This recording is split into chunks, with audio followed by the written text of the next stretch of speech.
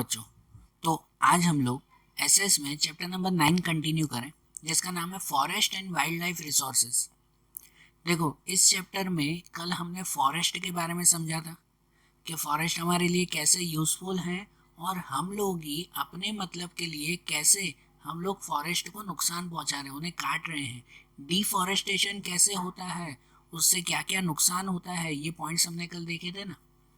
और साथ में हम लोग देख रहे थे वाइल्ड लाइफ के बारे में। ठीक है, वाइल्ड लाइफ के बारे में देख रहे थे कि यहाँ के एनिमल्स के अकॉर्डिंग हम लोग समझ रहे थे कि हमारे इंडिया में वाइल्ड लाइफ की कितनी डाइवर्सिटीज़ है, कितने अलग अलग तरह के एनिमल्स यहाँ पर आए हुए हैं। और साथ में एक पॉइंट आखिरी देखा था, वो था wild life on the verge of extinction. मतलब यहाँ पर जितनी एनिमल्स की डाइवर्सिटीज़ है ना, वाइल्ड लाइफ की जितनी डाइवर्सिटी है, उनमें से कितने सारे ऐसे एनिमल्स हैं जिनकी अभी डेथ होने वाले, मतलब जो ख़त्म होने के कहते हैं ना किनारे पर हैं।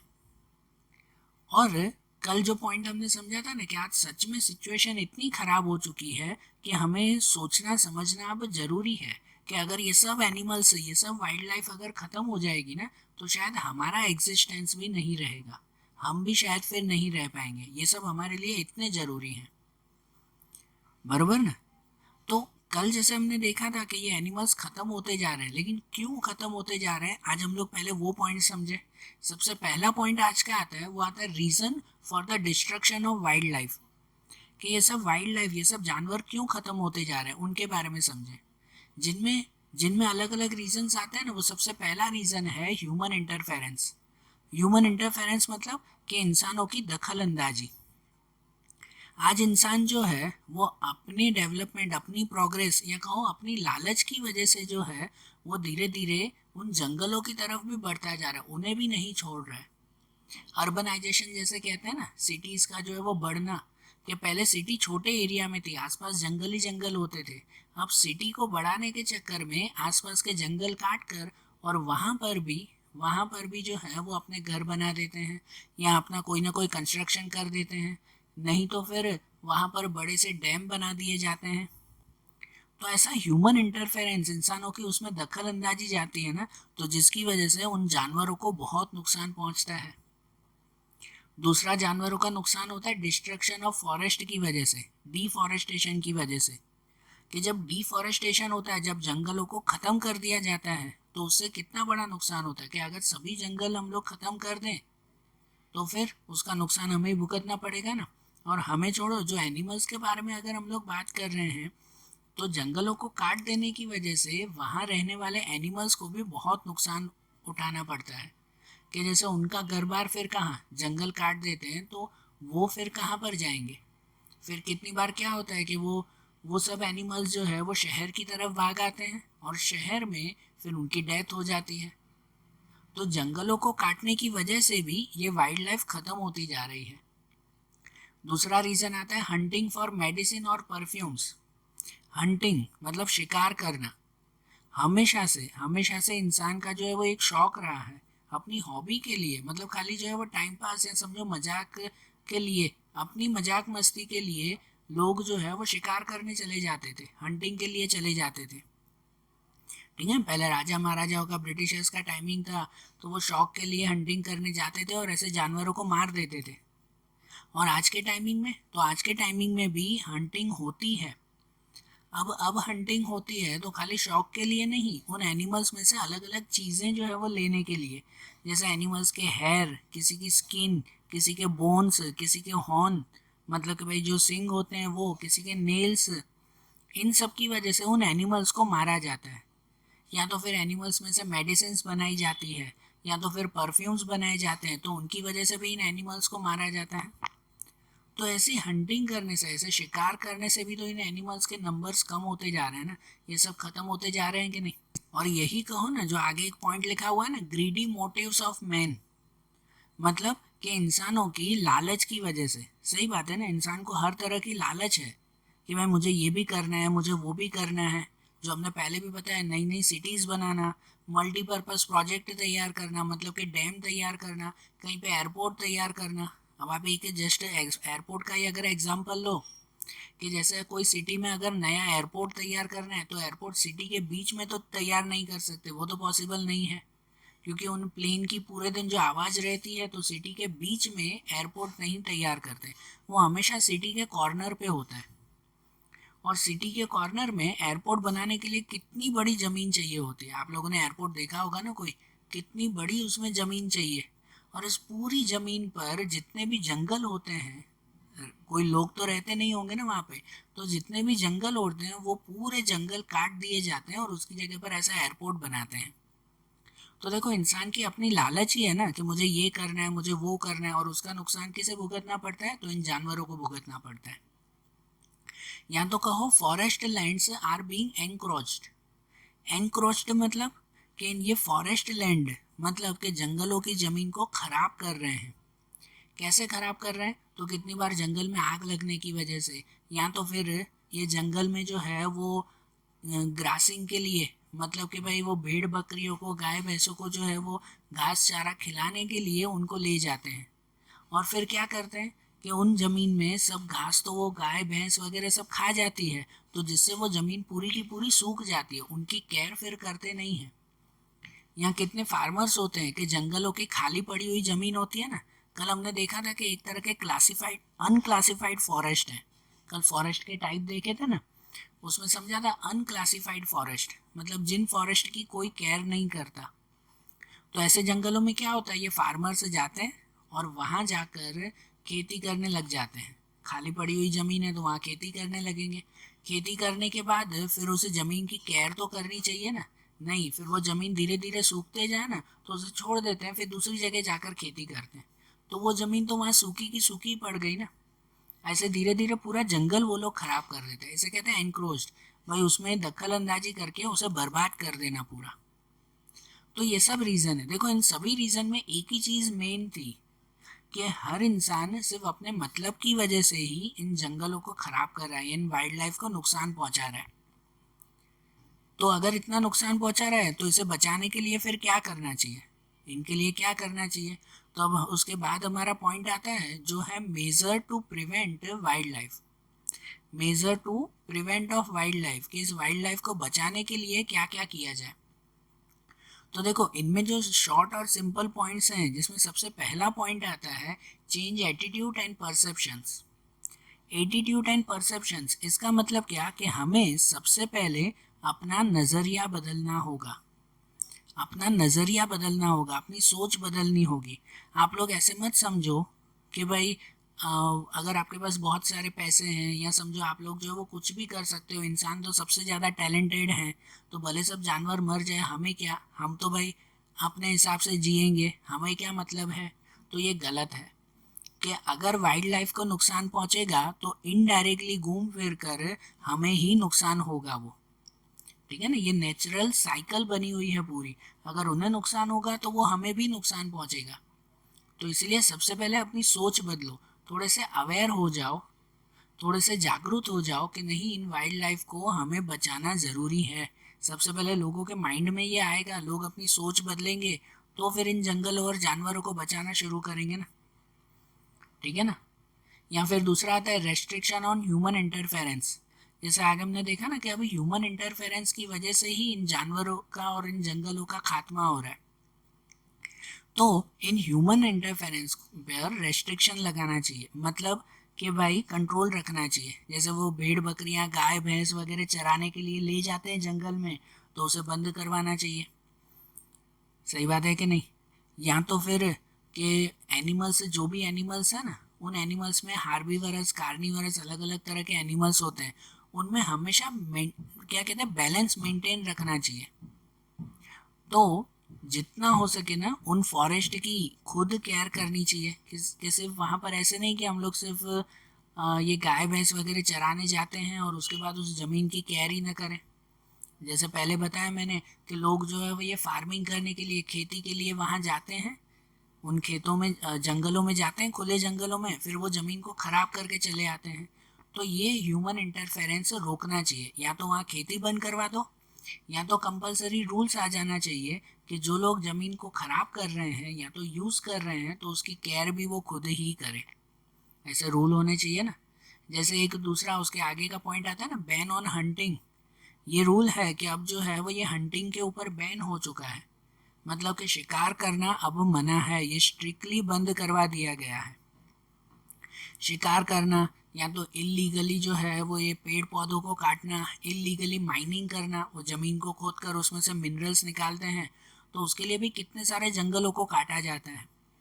तो ये सब इलीगल एक्टिविटीज़ वो अब बैन है, वो अब सब बंद करवा दी गई है।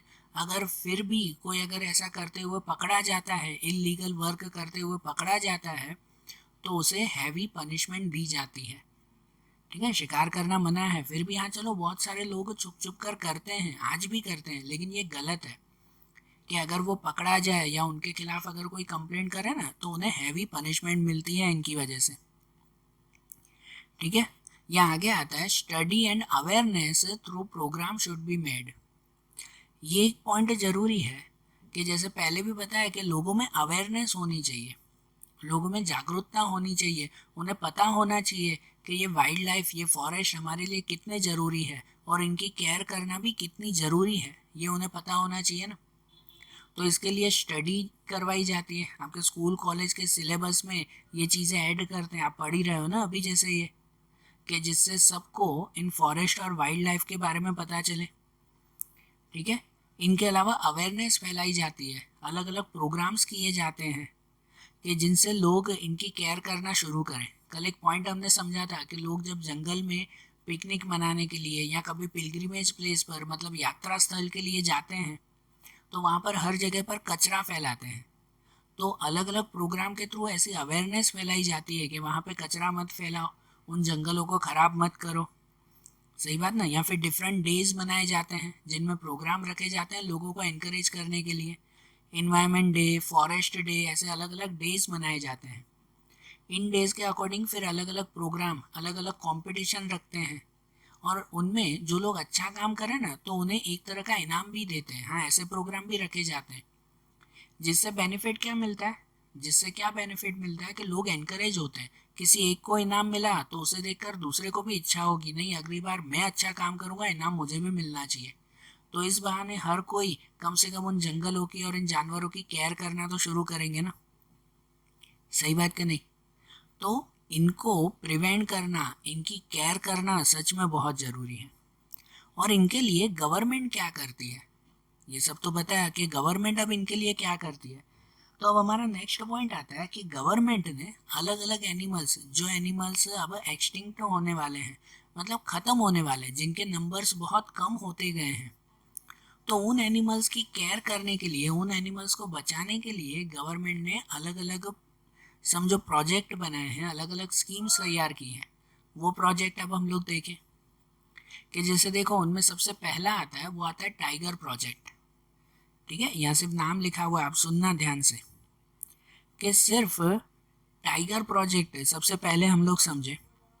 कहते हैं कि भाई पहले 20वीं सेंचुरी की स्टार्टिंग में, 20वीं सेंचुरी की स्टार्टिंग में हमारे पूरे इंडिया में कुछ 40,000 जितने टाइगर्स थे। कितने, 40,000 जितने टाइगर्स थे।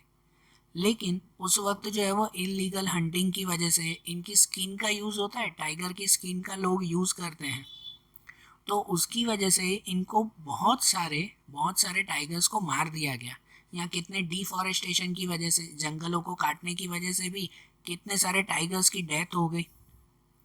और इनकी वजह से 20वीं सेंचुरी ख़त्म होते होते, अब तो 21st सेंचुरी चल रही है, ये पहले की बात, कि 20वीं सेंचुरी ख़त्म होते होते इन टाइगर्स के नंबर बहुत कम हो गए।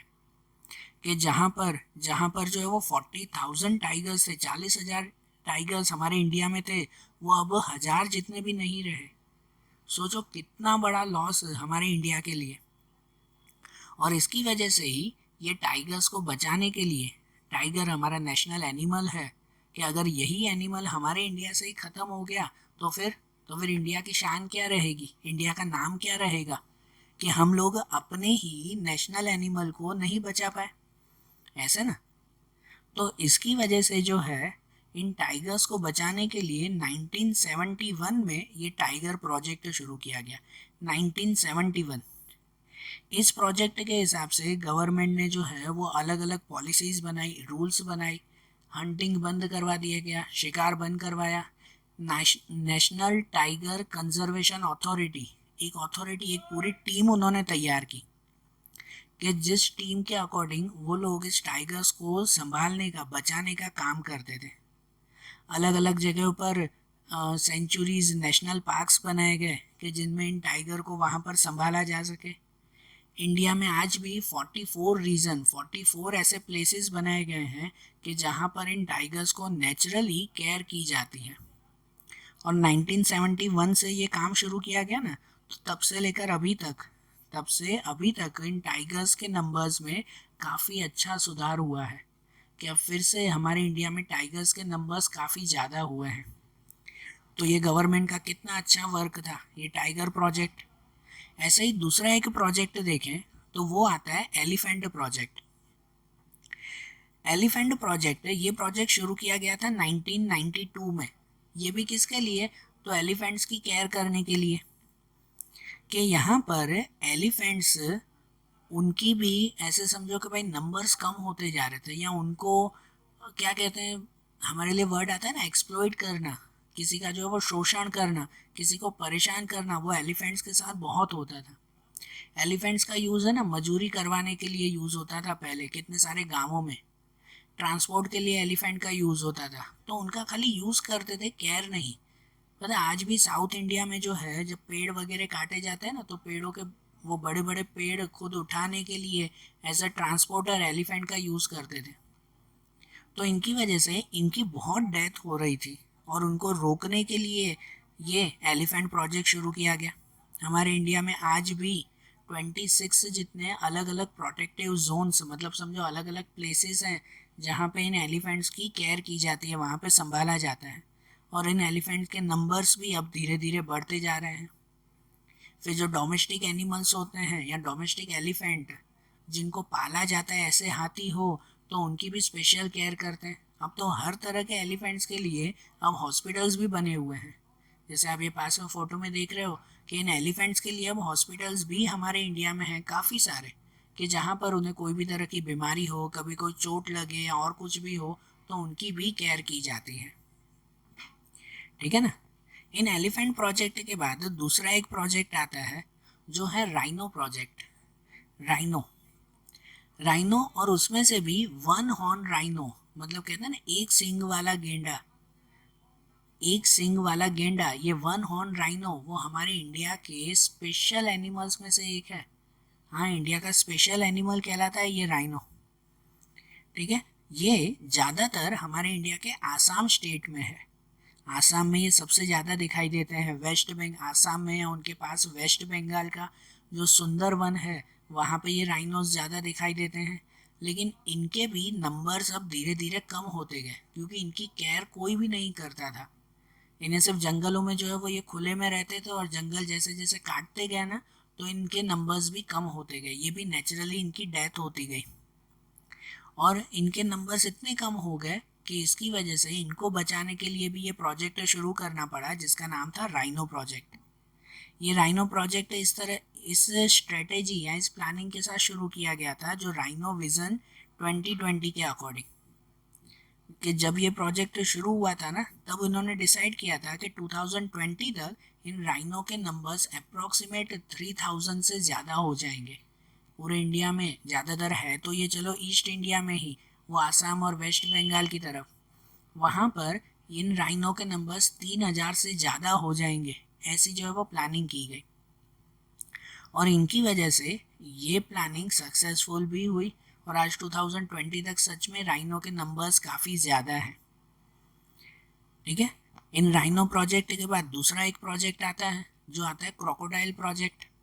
क्रोकोडाइल मगरमच्छ कहते हैं ना, या एलिगेटर्स कहते हैं जिसे।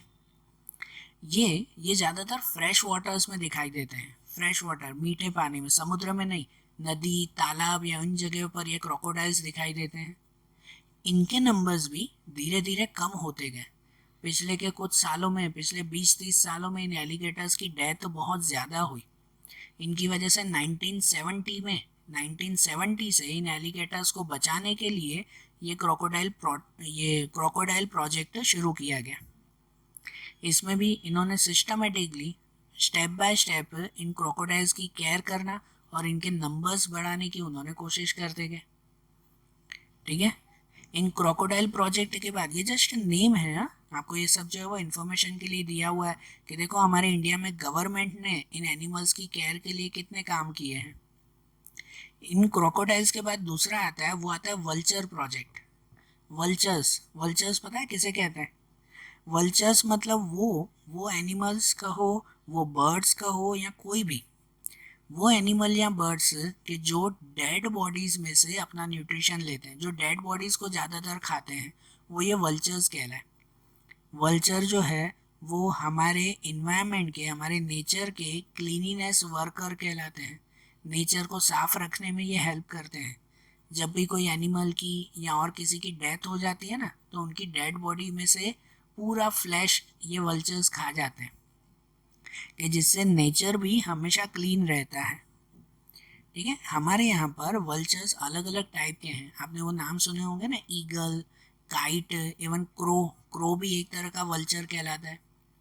खासकर यहाँ तो इन्फॉर्मेशन है ईगल और काइट के बारे में। तो ये इनके नंबर्स भी अब बहुत कम होते जा रहे हैं।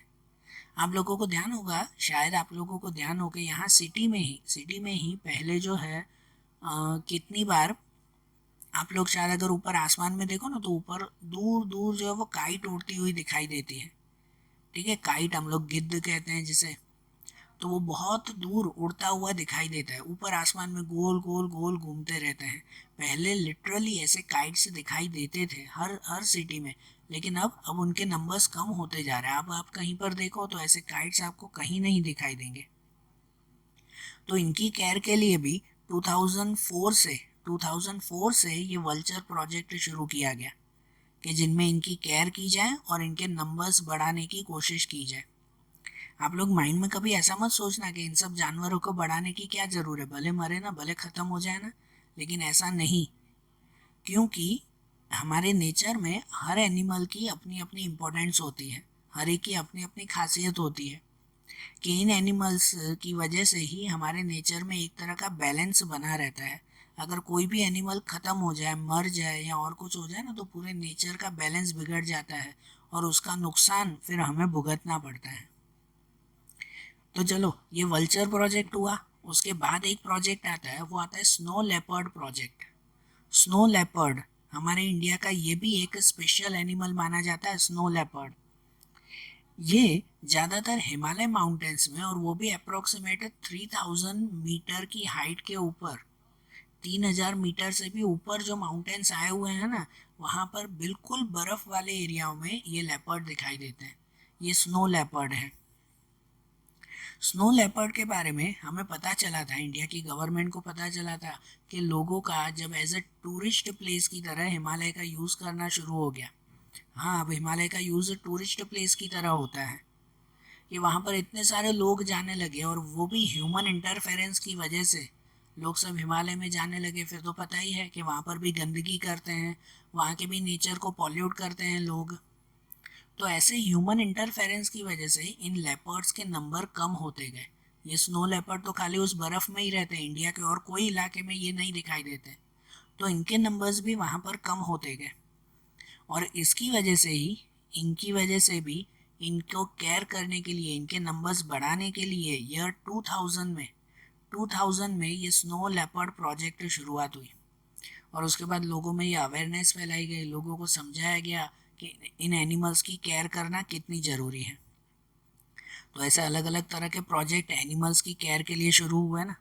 इनके अलावा भी Kashmiri hangul project, red panda project, Manipur Tamil project, तो ऐसे कितने सारे प्रोजेक्ट जो है वो शुरुआत हुए। वो गंगा डॉल्फिन के बारे में बताया था ना कल हमने, तो वो गंगा डॉल्फिन प्रोजेक्ट।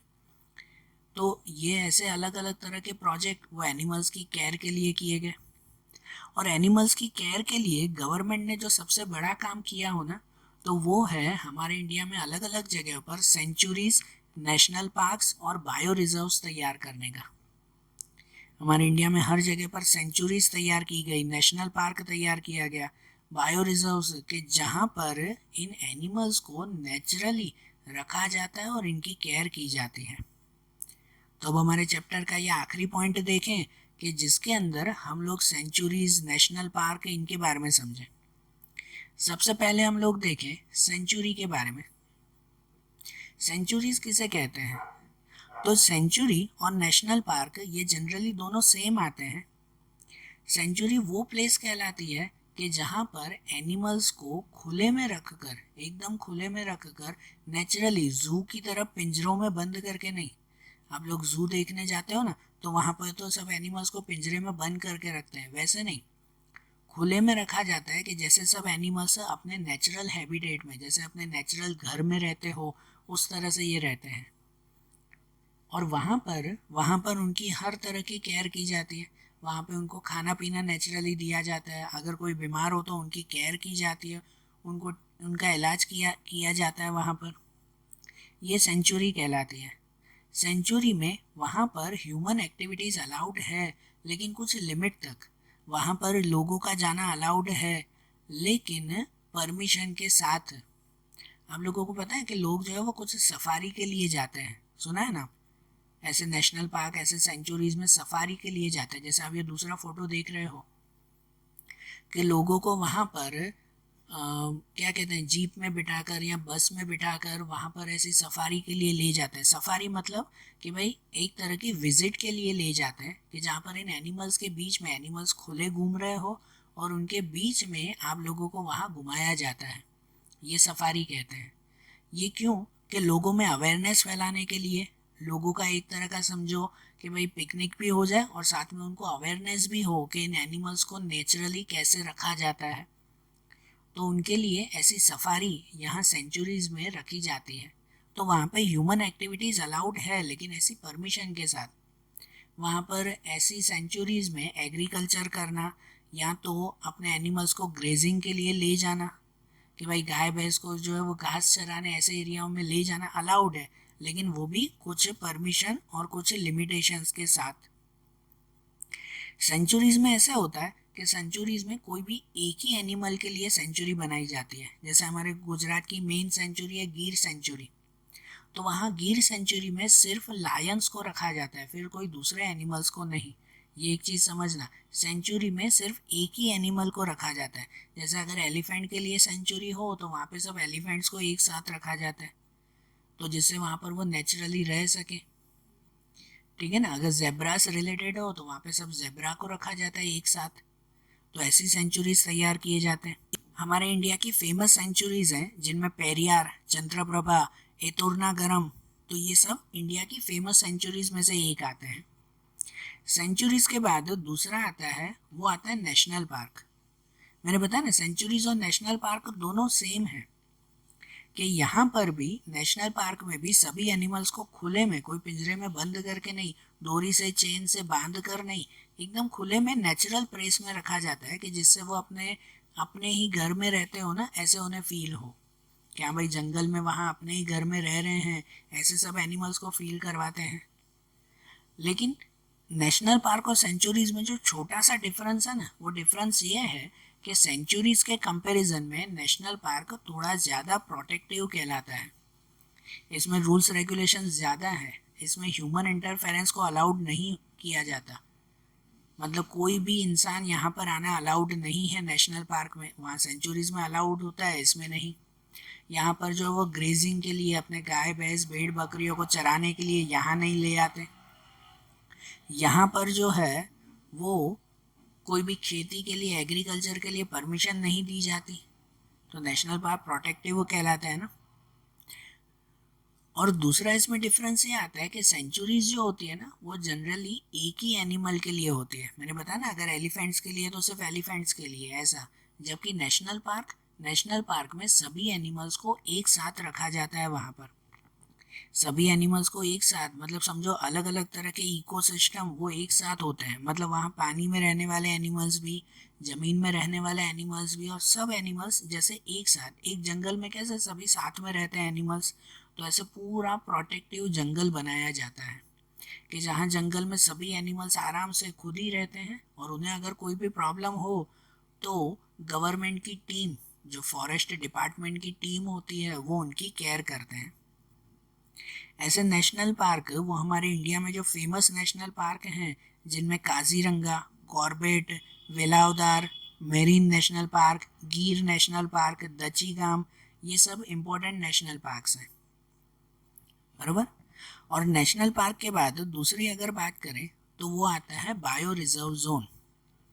अब बायो रिजर्व जोन मतलब क्या, तो ये समझना, बायो रिजर्व जोन है ना, वो इंटरनेशनल नॉर्म्स के अकॉर्डिंग शुरू किया जाता है। इंटरनेशनल नॉर्म्स मतलब कि इंटरनेशनल रूल्स रेगुलेशन के हिसाब से पूरी दुनिया में बायो रिजर्व्स कहीं पर भी बनाया जाए ना, तो उन सबके लिए रूल्स रेगुलेशन सेम आते हैं।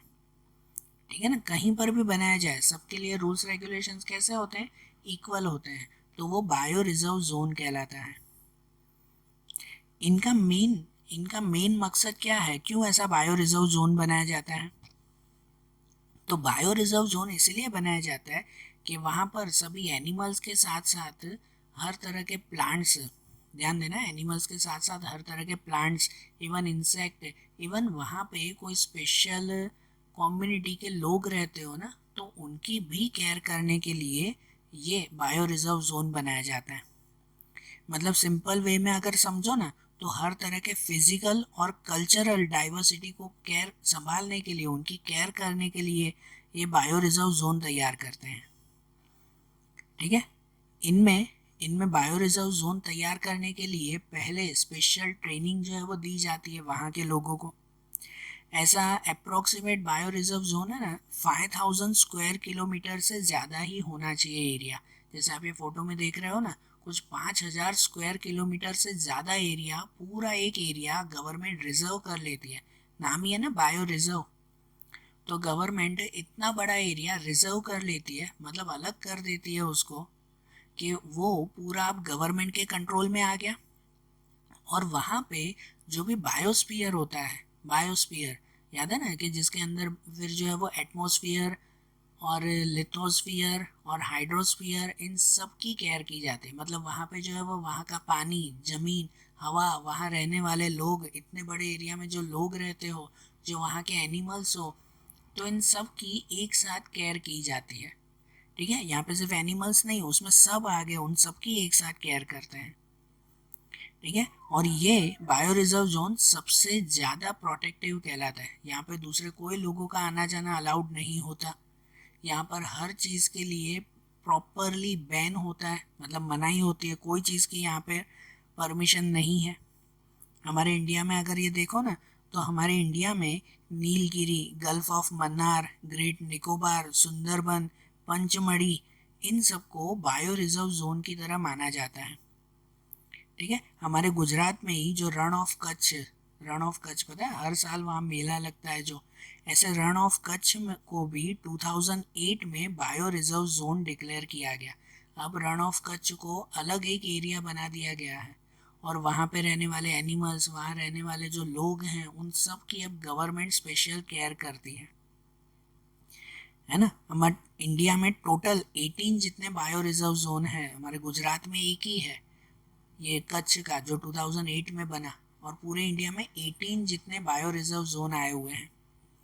ठीक है, तो ये सेंचुरीज, ये नेशनल पार्क्स, ये बायो रिजर्व जोन, इन सब की वजह से ही इन एनिमल्स की केयर की जाती है, कि जिससे इनको ख़त्म न, ये कहते हैं ना, ये एनिमल्स ख़त्म ना हो जाए, इसलिए इनकी केयर करते हैं।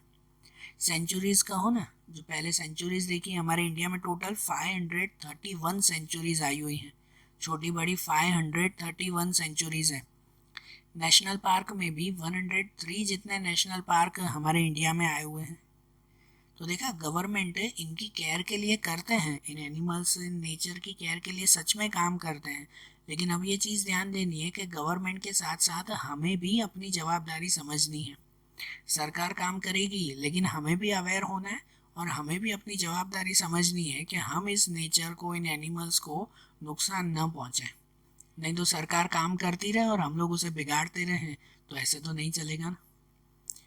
ठीक है ना, तो देखो यहाँ हमारा ये चैप्टर कंप्लीट हुआ। अब आज जैसा ये चैप्टर देखा ना, अब ऐसे ही इन एसेस के अगले चैप्टर्स, दूसरे चैप्टर्स हम लोग अगले वीडियोस में देखेंगे। Okay, thank you.